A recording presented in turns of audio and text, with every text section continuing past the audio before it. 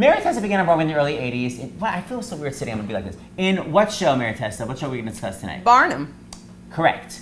And by Barnum, she means we're doing that second. We're doing the Rink first. So, I'm talking about in the early 80s? Yeah. Well, that was Barnum, too, 80. We'll talk about that after. The point is, she did the Rink and she understudied megastar? Liza Minnelli. I was her standby. Take that in. Now I'm going to keep going. You want? She doesn't ever remember. She never remembers. Somebody said, who is that girl? That was your standby in the Rink. No, she wasn't. She doesn't remember. Because it was Lenora Nemetz first. But you really were the standby, though. I was the standby. It was Lenora was the standby first, and Lenora left, and then I came in. But wasn't Lenora the standby for Cheetah also? Yes. And then you only stood by for Liza. I only stood by for Liza. They divided it. Yeah. The point is, Liza had to leave. Now, why did Liza leave the Rink? And at what point did she leave the Rink, and how much notice did she get? Go. Liza left the Rink because she committed herself to the Betty Ford Center. She had a month left on her contract or something like that. 2 weeks? 2 weeks left on her contract or something very short. Okay, now here's the deal. If you've noticed Mary Testa, and I have, she's very freewheeling. And what I love is that I saw her in this comedy show recently, hilarious. I was talking to one of the producers from Jared Doe, and they were like, Mary changes her line readings every night. They're always hilarious and they're always different. She will not hold on to a joke, which I'm obsessed with, because I'm like, once I have my joke line reading, it never changes. So my question is, when you were doing the Rink, were you the same way? Were you like, I'm freewheeling, doing my own Well, sass? a little bit. I was much younger then, too, so I was really not as savvy as I am now.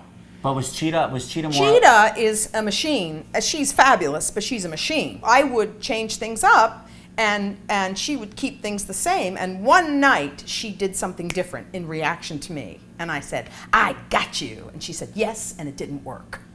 Fast! Still got it. Okay, so we're going to recreate the opening number. Now, Mary Testa, how long did you go on for? 2 weeks. And why did you go on for those 2 weeks?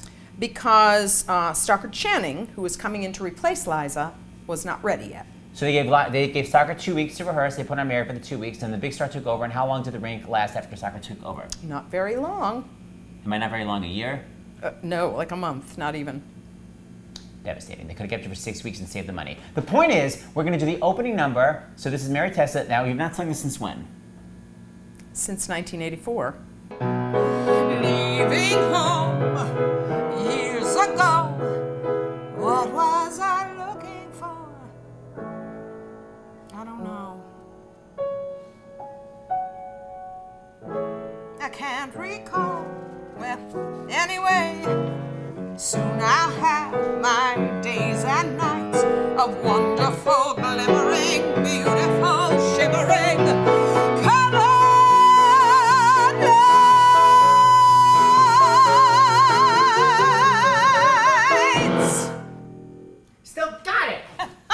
Now, Mary Testa understudied in the early 80s in what show besides The Rink?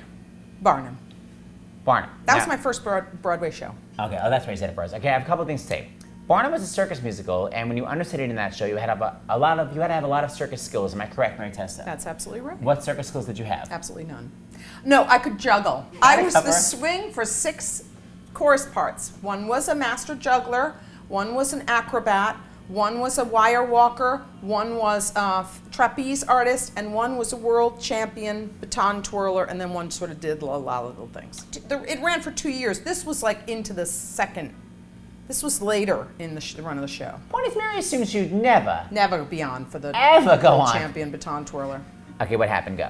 I had to go on one night, and there was a big number, top of the second act, Come Follow the Band, it was called, and it was a big focus on the baton twirler, she twirled 3 batons at once. Anyway, I got on, I did my best, I threw the thing up in the air, lost it completely in the lights. I spent the entire show just, they called it styling and pointing to wherever the baton landed on the stage. Now let me push the images. She not only understudied the baton twirler, but she understudied something even more appropriate. No, I swung the baton twirler, but I understudied Terry White, who originally was Joyce Heth.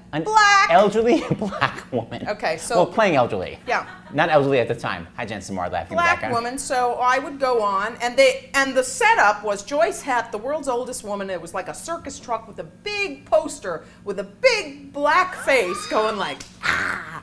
And whenever I was on, I was in 25 in my gray wig with my big white face going, ha, and everybody's like, What? What's happening? Why Can't is afford a new she- painting. What is that? So We're going yeah. to recreate the song that Mary Testa has not sung since what year? 1980. Daddy time he doesn't fret me. Should he spy me? That won't upset me. Let him eye me. Come and get me. That's fine by me. Age don't worry me. Gonna get me dressed and powdered down. Call myself a hack and go to town. See every shady street. These feet one stroll. Then I'm gonna slip back on the shelf. Have a little nip and tell myself. Though my back buckles and bends,